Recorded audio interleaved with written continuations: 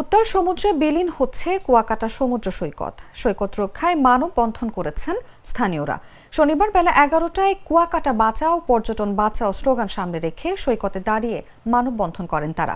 সাধারণ মানুষের ব্যানারে মানববন্ধনে বক্তারা বলেন, কুয়াকাটা নিয়ে উদাসীন বিচ ম্যানেজমেন্ট কমিটি, পানি উন্নয়ন বোর্ড সহ সংশ্লিষ্ট কর্তৃপক্ষ।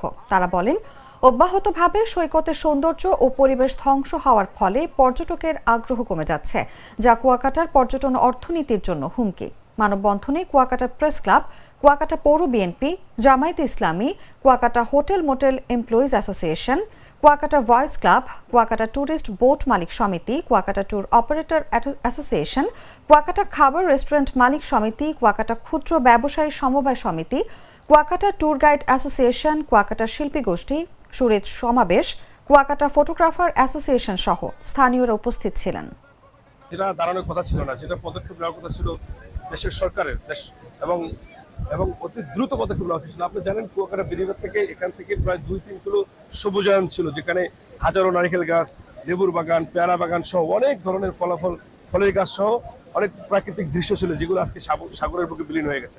বাংলাদেশের অন্যতম একটি পর্যটন কেন্দ্র সাগরকন্যা কুয়াকাটা, যেটি শুধুমাত্র বাংলাদেশে নয় সারা বিশ্বে পরিচিত।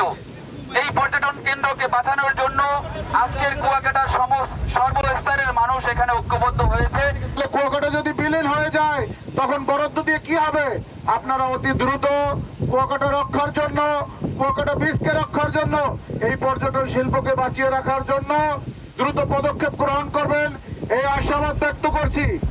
বঙ্গোপসাগরের সৃষ্ট লঘুচাপের কারণে আমাদের কুয়াকাটা শোরলাইনে, সমুদ্র সৈকতের শোরলাইনে ব্যাপক ভাঙন সৃষ্টি হয়েছে, যেটা আমরা অবগত আছি। আমরা উপরস্থ কর্মকর্তাদেরকে অবহিত করেছি এবং তাদের নির্দেশে আমরা এই শোরলাইন ভাঙন প্রতিরোধে আজকেই আপৎকালীন জরুরি কাজ শুরু হবে।